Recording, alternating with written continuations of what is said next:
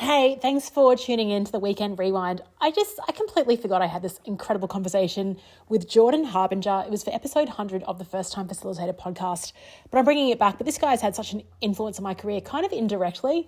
I mean, I loved his podcast. Originally was called The Art of Charm, and I listened to that. And the only reason I went to a podcasting conference in Brisbane was because he was speaking at it. And I didn't imagine having my own podcast. I just wanted to go see Jordan speak.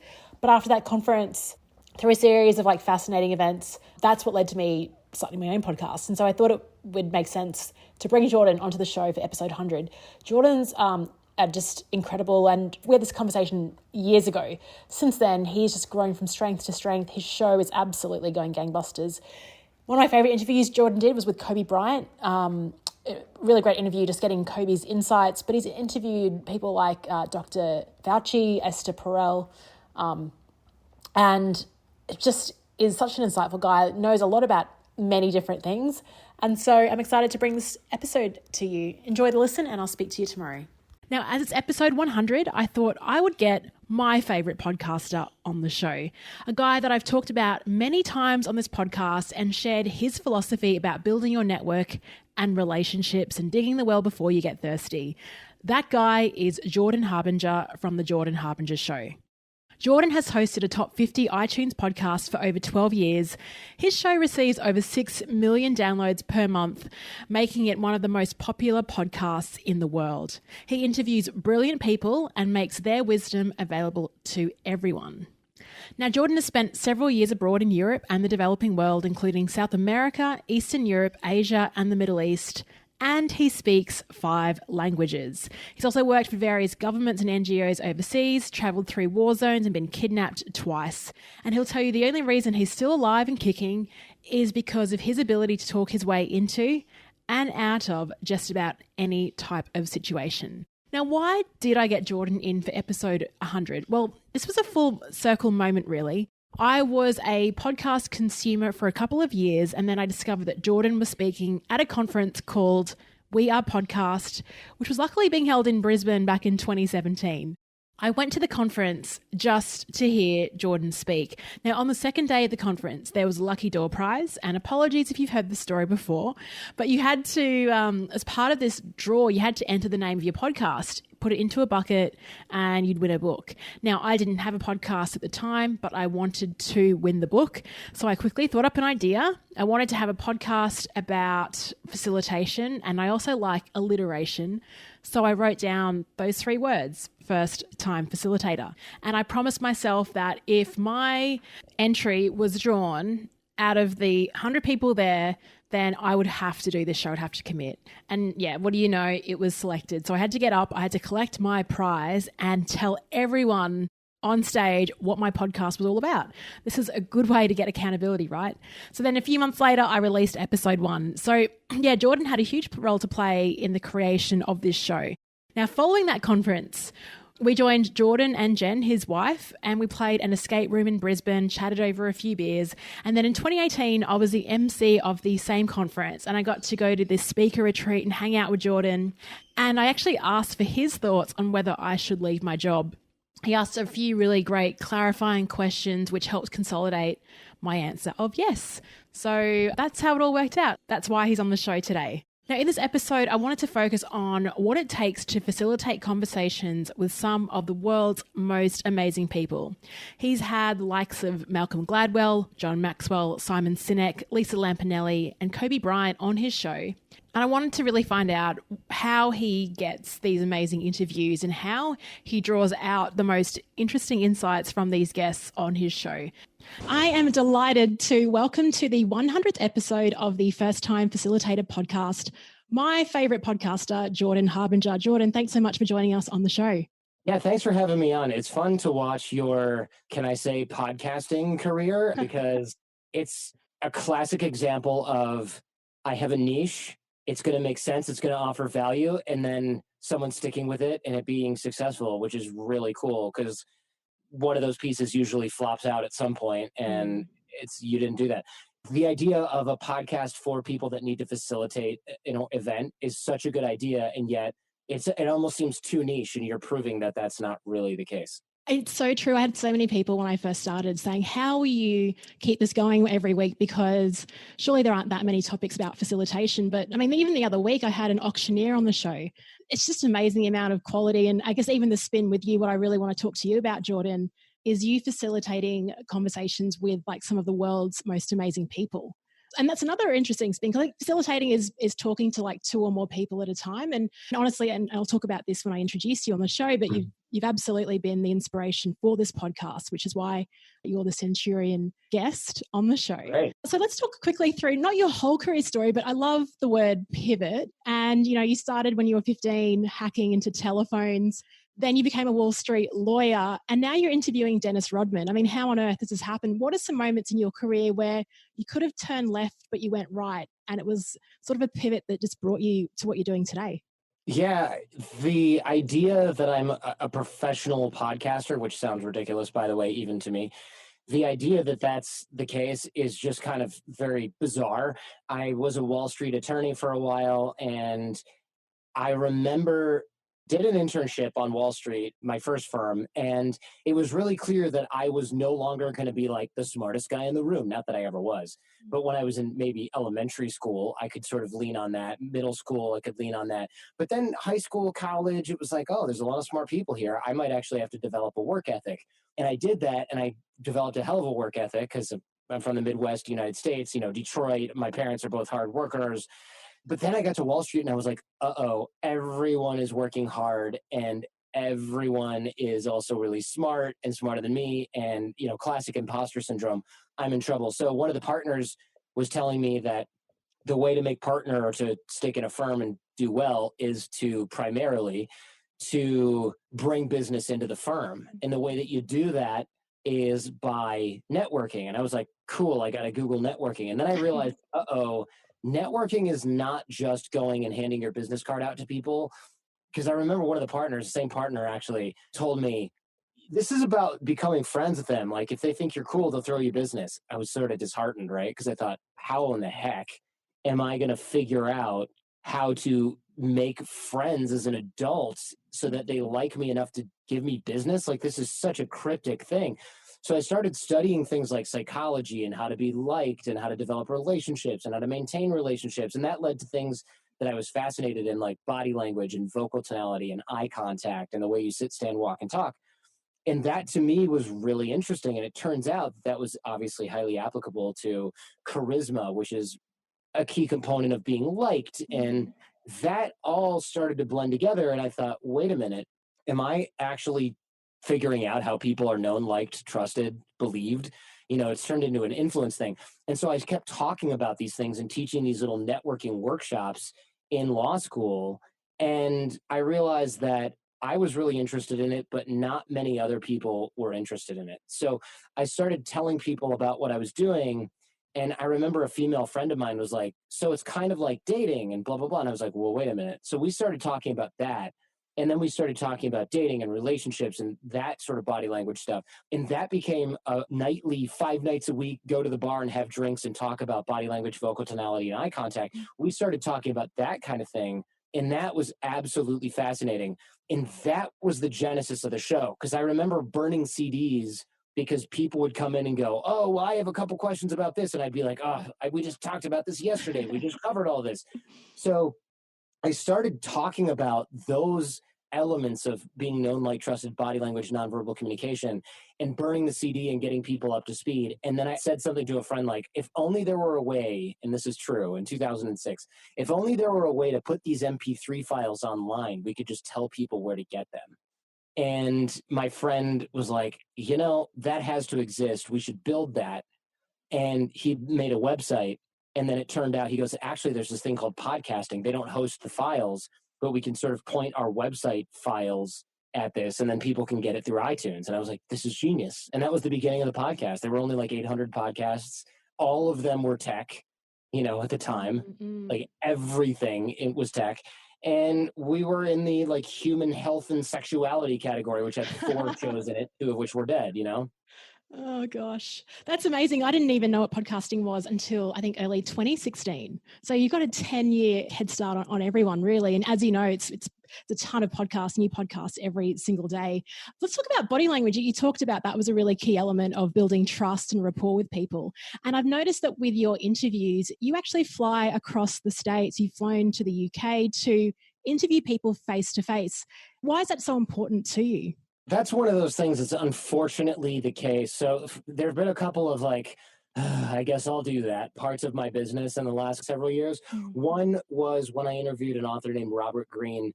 He writes these huge tomes when he writes books. You know, one is Mastery, the Laws of Human Nature, the 48 Laws of Power. And I remember interviewing him probably 7 years after I'd started the show. And I didn't want to screw it up because we had mutual friends and I really admired him. So I read the whole book and took copious notes.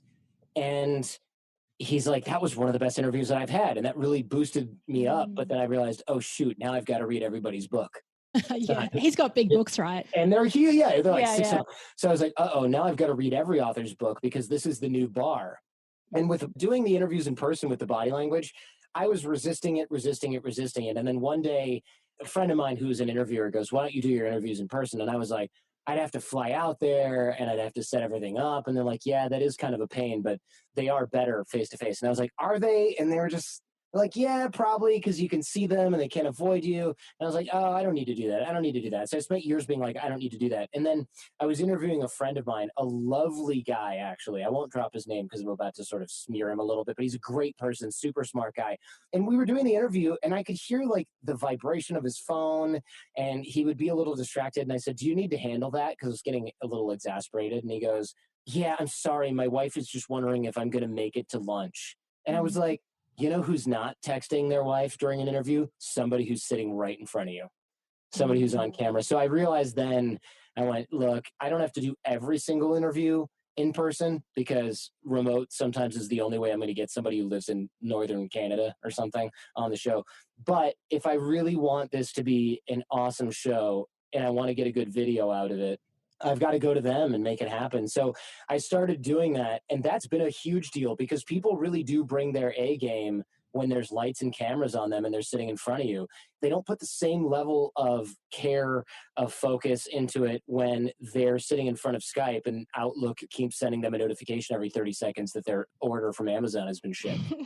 They just don't. So I want people sitting in front of me and focused only on me because that's what I'm doing with them. And I realize it's not even a disrespect thing.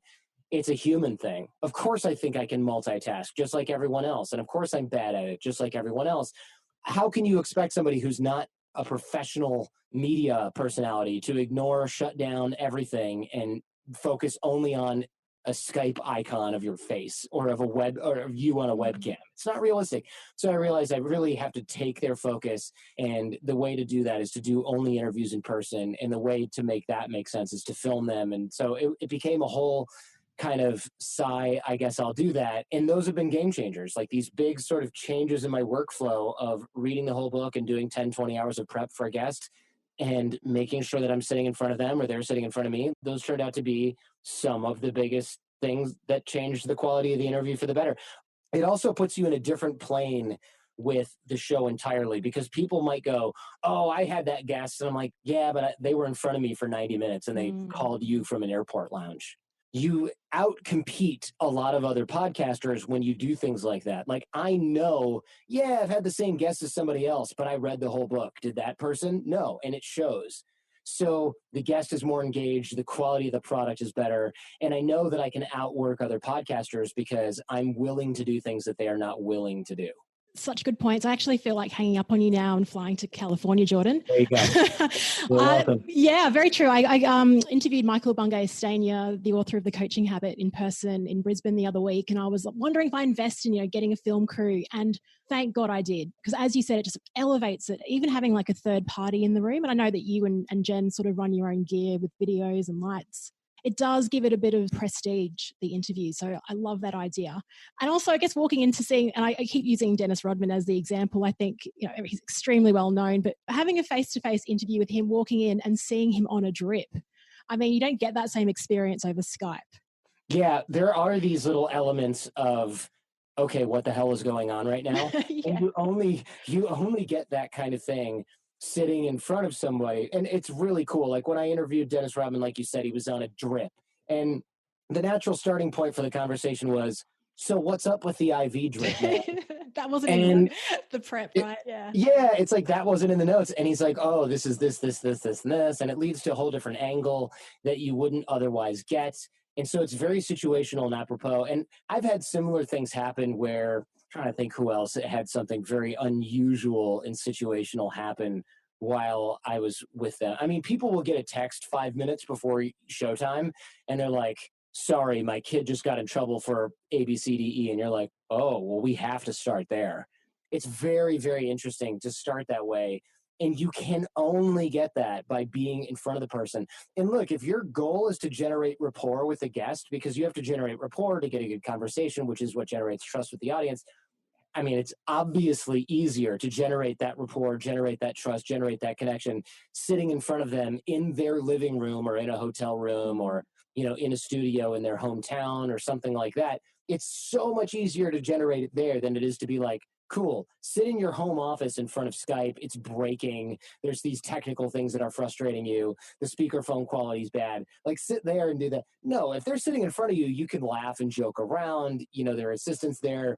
They're joking around. You really get a feel for who the person is. When I was at Moby's house, I love that you just dropped that. Like yeah, that's a crazy sentence for you to even say, right? When I was at it's true. And I don't mean it to sound kind of like self-important. The reason is because Moby is such a big deal. And yet when I went to his house, all his awards were kind of dusty and stuffed onto this one little shelf in the back hallway on the way to the bathroom where there were boxes. And I was like, hey, you have 20 years of awards collecting dust. And he goes, yeah, I just don't care about those. And I thought, that's really interesting. Why not? And he goes, well, one, they're old and kind of irrelevant. But two, I just don't feel like they don't mean anything to me because I didn't like who I was back then. So I don't care if I won an award for what I created. And I thought, like, that's a real deep insight that you don't get when you have them crop up on Skype. I guess the listeners to this podcast, what we've discovered is there was a trend towards online learning about 5 years ago. But now with the increase in tech and the decrease in human connection at corporates, the face-to-face workshops have become even more important, not only because of the content, but because of creating the connections and trust through the face-to-face, activities and things like that. So it's really interesting that you'd think that because of like AI and virtual and everything else, we could just do training all online. But as you said, it's just that you can't repeat that face-to-face human interaction for building relationships, which are critical in things like companies that want to start collaborating. So maybe you went to his house, you've been to Cesar Millan's house as well. Jordan, do you ever get a little bit nervous, like you're fanboying when you interview these type of people? And if so, how do you deal with that? It's funny. People ask me that all the time. The answer is not really, because I'm much more worried about the logistics working out than the person. And the reason is because I'm trying to get the show for the audience. So I'm more worried like, okay, is the audio okay? Is that echo coming through? Ooh, that truck outside, is that going to pollute our track? I'm more worried about that than I am about, I hope they like me. Because I don't care. I'm not going to leave and be like, yo, Caesar, when are we hanging out, man? And ironically, that's what makes those people like you, because you're not trying to be their friend. So you just come across as authentic and normal. And then they're like, hey, come over for a barbecue next month. We're doing a thing with all the employees. You guys should come out. So that's like a real thing that happens. When it won't happen is when you're like, ooh, I want to ask him things that are impressive and that make him like me. And I hope that they think I'm cool. Then nobody wants to be around that, because famous people are around that all the time anyway. And so that makes the interview weird. It doesn't serve anybody, especially the audience. So I'm nervous, but I'm nervous like, I heard a beeping sound, which certainly sounds like one of the cameras shutting down. I hope they caught that. Are they going to fix that? I'm far more worried about that than I am about anything else. And so I don't have time to be like, I can't believe I'm sitting here with Kobe Bryant. There's no time for that at all. When I book the interview, I get excited. After I'm done, I go, wow, that was so satisfying. It went well. It's more of a relief than like a giddiness of I got to stand next to, hang out with this person. And I think also, since I realize everything is temporary and we're not going to become best buddies after that, I don't really get so starstruck and stoked, because that would sort of ruin the moment for me anyway. That what am I going to do? Somebody I never got a chance to meet my whole life. I finally get to hang out with them for a few minutes. I'm going to spend the time celebrating the fact that I'm standing there. That doesn't make any sense to me. Thanks for sharing that. It's funny how you worry about the logistics. Do you sort of focus on time as well? Are you kind of worried about, I need to extract the most information? So you're really sort of mindful of that? I am, because a lot of times they'll go, oh yeah, Kobe Bryant can do the interview, but he's only got an hour. And I know that the publicist is going to screw that up for me. Mm. I know that he's going to show up 10, 15 minutes late and then leave 5, 10 minutes early. So I know I really have like maybe 45 minutes if I'm lucky. So I don't want them to be like, yeah, it's nice outside. Oh man, I took my car for a wash this morning and then it rained. What a bummer. I'm like, done. Let's get to the real stuff. I don't have time for this.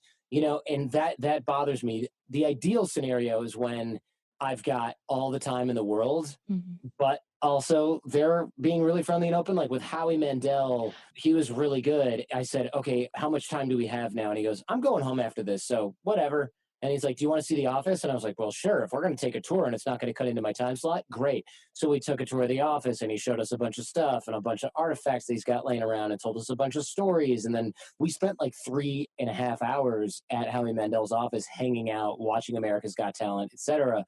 And that was great. But you don't get that except for once in a blue moon. You get them going, how long is this? An hour? Ugh, can we do 45? You're in their living room and they're basically like, I'm going to lunch after this and I'm going to lunch in 52 minutes. And you're just like, okay, we'll do it.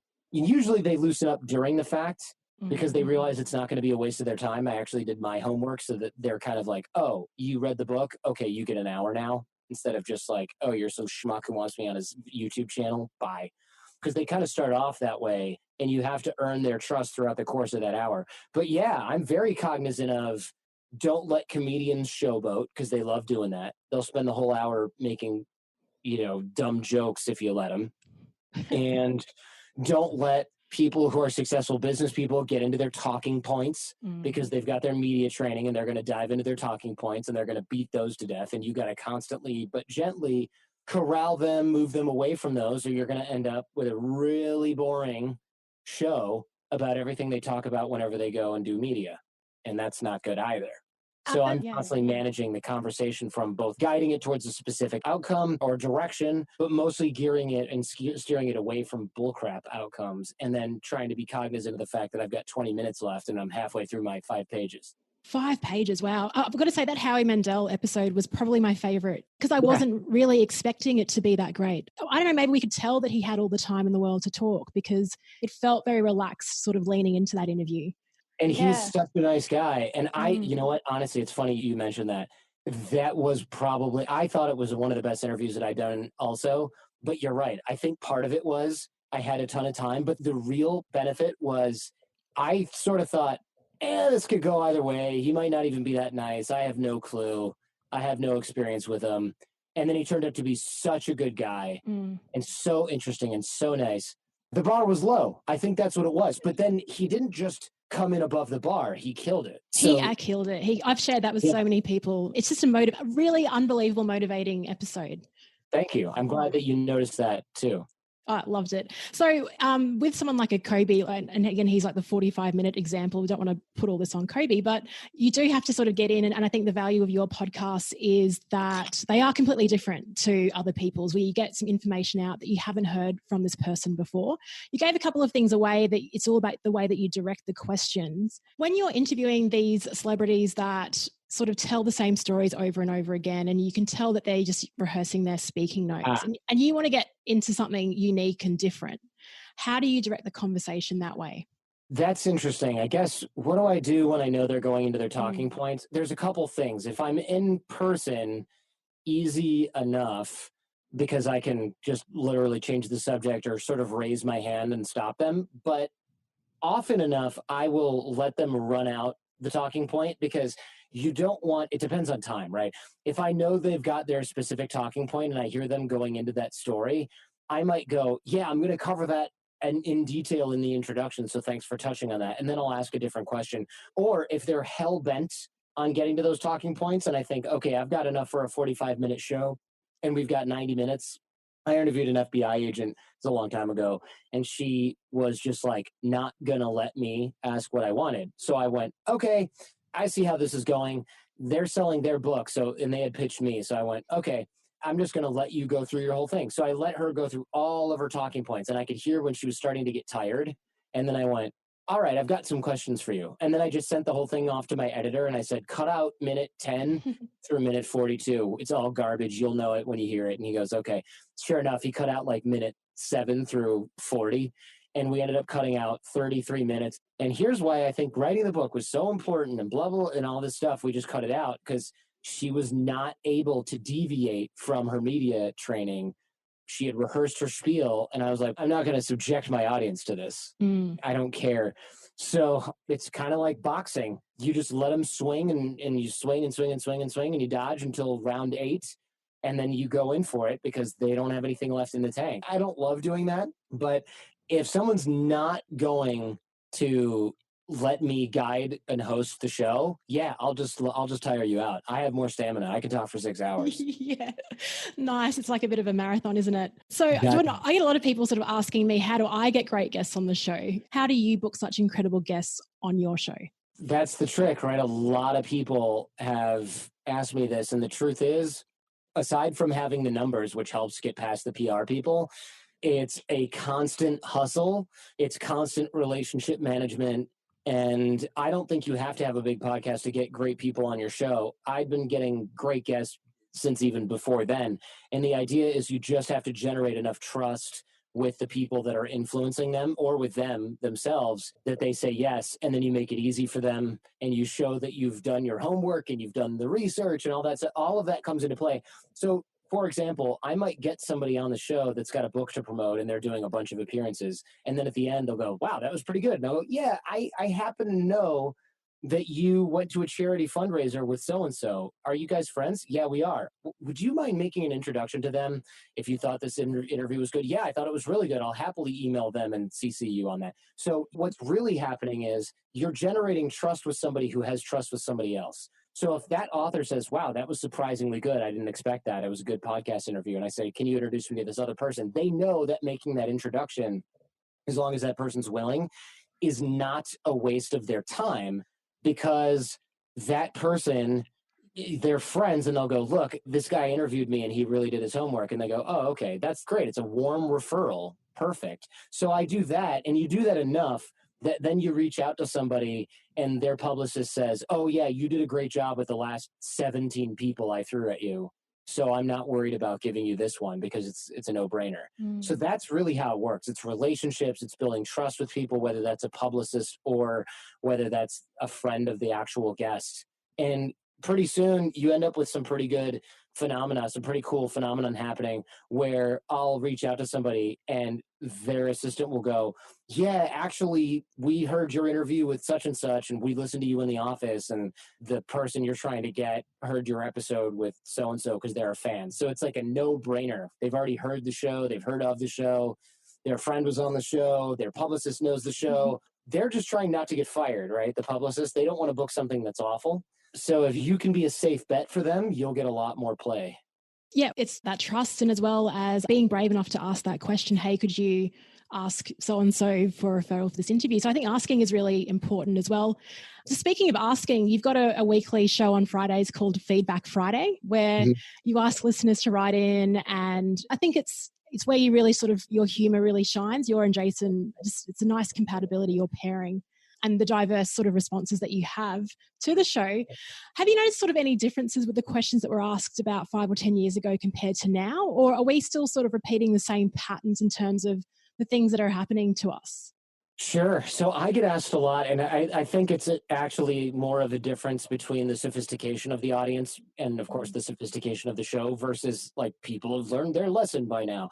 You know, back when I first started, people were asking me things like, how do I get this woman's attention at work? Or how do I handle this problem with my girlfriend? And I was talking more about those than I was adult topics like serious family issues. You know, I didn't have the trust when I was 29 to solve someone's serious family problem or help advise someone on a serious family problem. People now are asking me how to negotiate their salary. They're asking me how to handle a serious problem at home with their significant other, with their kid, with their brother, sister, parent, those types of things. So it's a result of having more trust with the audience. It's a result of being smarter, older, wiser myself, I'd like to think. It's also a matter of being able to, bragging here, but having a more sophisticated, smarter, more educated audience. And that's a good sign. But yeah, I wouldn't say there's sort of like a general trend in questions that can be from or pointed to society now's thinking about this. It's more like, oh yeah, society now doesn't see me as a dumb 29-year-old kid. So they're asking me things that are much more important than they would have 10 years ago. That's more like it. I don't think I can spot a general trend. I'm not Google. I don't have data for people are asking me more this than the next thing. But I do get far more questions about career and family than I do about dating, which is good. I don't even answer dating questions now because I find them boring, honestly. Yeah, you kind of switch the show's direction, which you can tell by like the caliber of guests that you get on the show. People like, Malcolm Gladwell, Daniel Goleman.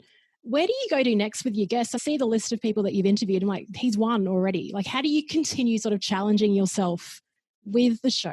For me, of course, I always want really interesting stories. I always want to be able to get a celebrity if they're going to have an interesting story, that kind of thing. However, I will say that the next level for me, and I've been thinking about this recently, is finding not the well-known person with the big name. There's going to be some of that, of course, because those people have interesting stories and are unique. However, what's really fascinating for me, and my wife has brought this up, like she'll go, I don't care about so-and-so celebrity. I'm more of a fan of this, like the art forger that we had on the show. She'll be like, there's an art forger that's so interesting. That's much more interesting than this person who has a TV show. And I agree, but those are so much harder to find. It's much harder to find somebody who was a spy from the KGB that now lives in America and got caught by the FBI before defecting and all this. That's a harder person to find than finding somebody who is a book author that's a celebrity that's on a book tour that's in my inbox. I'm going for the people where when I call them, I go, so I heard that you're an art forger and I'm interested in having you talk about that. And they're like, okay. Are you from the news? I've done a couple of 5-minute news segments over the last 15 years. I'm like, not really.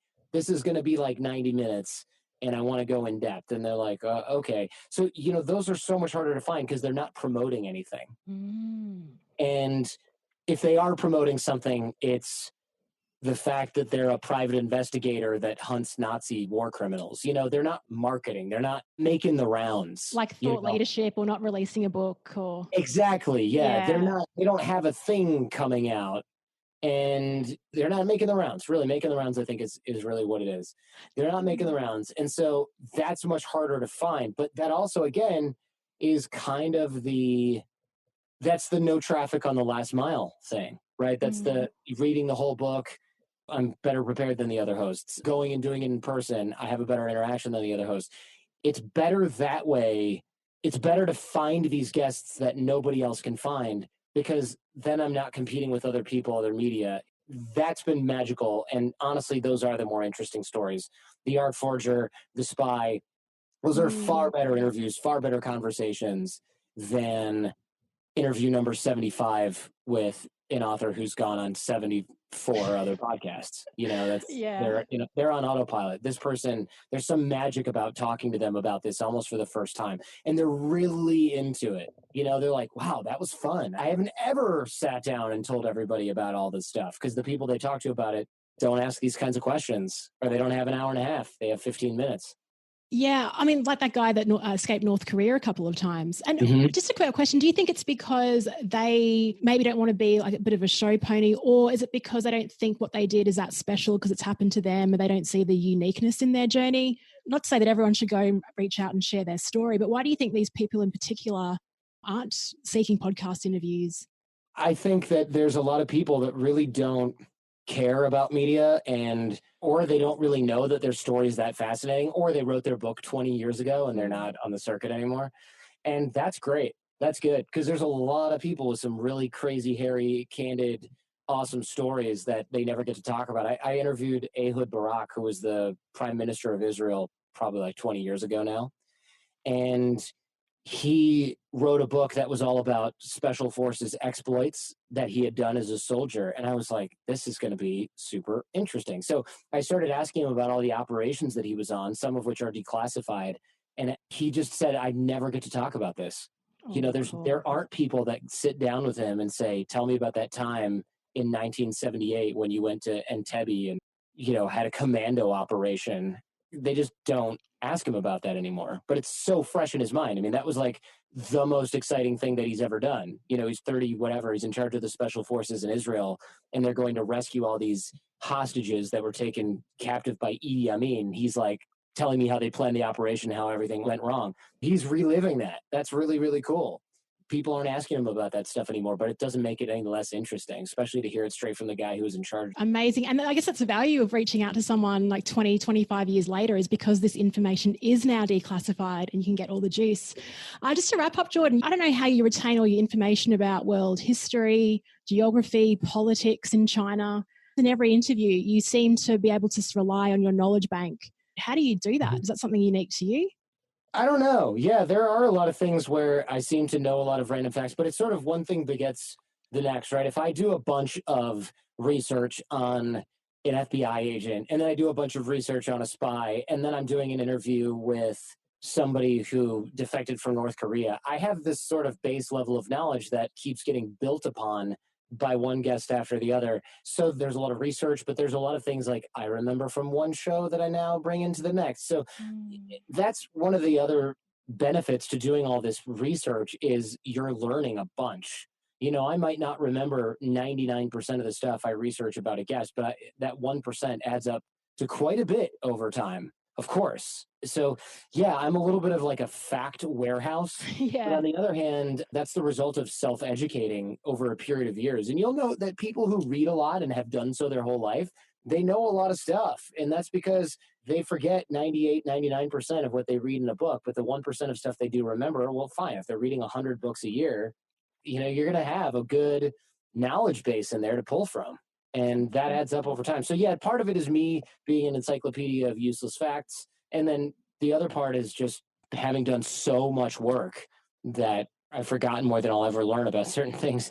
But I think part of that is just the buildup over time of making this my job, having such a diverse and in-depth amount of experience that I'm just going to be able to pull some stuff up every now and then, it's inevitable. So cool. And it's funny, you talked about the importance of lifelong learning. And have you watched the new Bill Gates doco, Inside Bill's Brain? Not yet. It is on my list. Yeah. The thing that surprised me the most was the amount of books that he read.